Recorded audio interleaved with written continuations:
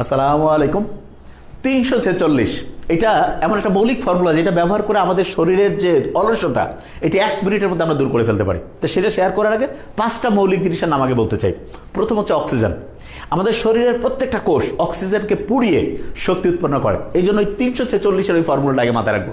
3 second বুক ভরে শ্বাস নেব নাক দিয়ে, 4 সেকেন্ড ধরে রাখবো এবং 6 সেকেন্ড আস্তে আস্তে মুখ দিয়ে শ্বাস ছাড়বো। এই সিস্টেমটা যদি 1 মিনিট কেউ করে তাহলে দেখা যাবে 1 মিনিটে 4 থেকে 5 বার এরকম একটা প্রক্রিয়া সম্পন্ন হবে এবং অলসতা প্রায় 80% দূর হয়ে যাবে।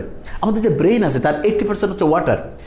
আমেরিকান সায়েন্স একাডেমি তারা বলেছে প্রত্যেকটা পুরুষের দৈনিক গড়ে 3.7 লিটার হচ্ছে লিকুইড জাতীয় খাবার খাওয়া উচিত এবং মেয়েদের ক্ষেত্রে 2.7 লিটার। এই কারণে একটা সহজ বুদ্ধি বলে রাখি, প্রত্যেক 3 ঘন্টায় 1/2 লিটার বা 500 ml করে পানি আমাদের ছেলেদের খাওয়া উচিত, মেয়েদের 400 ml হলে হবে। তৃতীয় যে জিনিসটা মোস্ট ইম্পর্টেন্ট সেটা হচ্ছে গ্লুকোজ।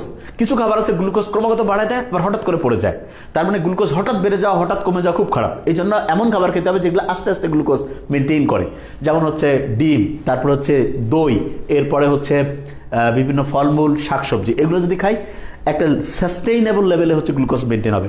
4 নম্বরে মোস্ট ইম্পর্টেন্ট সানলাইট। প্রত্যেক দিন 30 সেকেন্ড করে 30 মিনিট করে হলো সানলাইটে যাব এবং দেখা যাবে আমাদের শরীর অত্যন্ত উদ্দীপ্ত থাকবে এবং হাসি খুশি যদি থাকি অবশ্যই অসাধারণভাবে আমরা হচ্ছে মনোযোগ বাড়াতে পারবো। এবং ঈদের নামাজ এটা কিন্তু আমরা প্রথম পড়ছি না, দেখা যায় প্রত্যেক বছরে 2 বার করে পড়া হয়। কিন্তু দুর্ভাগ্যজনক সত্যি হচ্ছে নামাজের মধ্যে যখন আমরা দাঁড়াই অনেকেই দেখবো যে কনফিউশন হচ্ছে, কখন হচ্ছে রুকুতে যাব, কখন হচ্ছে হাত বাঁধবো। এইটা হয়টা কেন?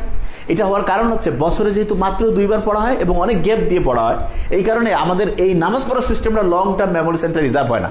তো এইখান থেকে শিক্ষার্থীরা পড়া মনে রাখার একটা অসাধারণ ট্রিক শিখতে পারে। সেটা কি, আমরা যখন একটা জিনিস পড়ি 1 ঘন্টা পরে 56% জিনিস আমরা ভুলে যাই। তার মানে আমরা যখন পড়ছি আমাদের উচিত 1 ঘন্টা সময়ের আগেই ওই পড়াটাকে আবার রিভাইজ করা। আবার বলছি, তাহলে হবে কি 56% জিনিস যেটা আমি কষ্ট করে শিখলাম সেটা আমার মনে থাকবে এবং একদিন পরে 70% জিনিস আমি ভুলে যাই। তার মানে প্রত্যেক দিন আমি যা পড়ছি 1 ঘন্টার মধ্যে রিভিশন দেবো, আবার রাতে ঘুমানোর আগে একবার রিভিশন দেবো এবং তারপরে দিন সকালে উঠে রিভিশন দেবো এবং 1 সপ্তাহ পরে যে 80 ভাগ ভুলে যাই, যদি 1 সপ্তাহ পরে আবার একটা রিভিশনের মধ্যে রাখি তাহলে দেখা যাবে আমি যা কিছু পড়ছি এই পড়াটা আমার long term memory centre reserve থাকবে এবং খুব ভালো করে আমি খেয়াল রাখতে পারবো।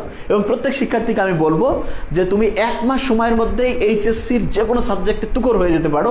জাস্ট একটা সিস্টেম ফলো করবা, যখন একটা জিনিস পড়লা, ধরো যে রক্ত সঞ্চালন পড়ছো বা জিনতত্ত্ব বিবর্তন পড়ছো বা ফিজিক্সের ভেক্টর পড়ছো, কেমিস্ট্রি মৌলিক পর্যাবৃত্ত ধর্ম পড়ছো, যেইটাই পড়ো বা ইংলিশের হচ্ছে একটা প্যাসেজ পড়ছো, তখন করবা কি যখনই পড়াটা শেষ হলো তার 30 থেকে 35 মিনিটের মধ্যে একবার রিভিশন দিবা। আবার ওই দিন রাতে ঘুমানোর আগে একবার রিভিশন, তারপরের দিন সকালে উঠে রিভিশন এবং প্রথম থেকে প্রত্যেক দিন পড়াটাকে রিভিশনের মধ্যে রাখবা। ইনশাআল্লাহ অসাধারণ প্রিপারেশন হবে।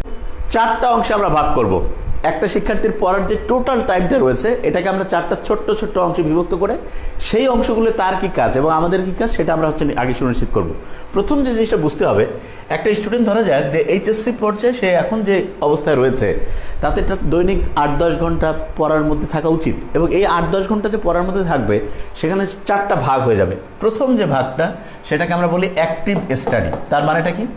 তার মানে হচ্ছে সে সারাদিনে যতটুকু সময় পড়াশোনায় খরচ করবে তার মধ্যে বলা যেতে পারে 50% টাইম অন্তত তার নিজে পড়ার মধ্যে থাকতে হবে। আচ্ছা, নিজে পড়ার মধ্যে যদি আমরা ধরি যে টোটাল সে দিনে পড়ছে 10 ঘন্টা, তাহলে নিজে পড়ার জন্য 5 আওয়ার্স টাইম। ওকে, ফাইন। এরপরে আরও 3টা অংশ রয়েছে। একটা অংশের মধ্যে রয়েছে হচ্ছে রিভিশন টাইম, রিভিশন। আরেকটা অংশের মধ্যে রয়েছে মিক্সড স্টাডি। মিক্সড স্টাডি জিনিসটাকে আমি এখনই বলছি। আরেকটা যেটা রয়েছে সেটা হচ্ছে এক্সাম টাইম।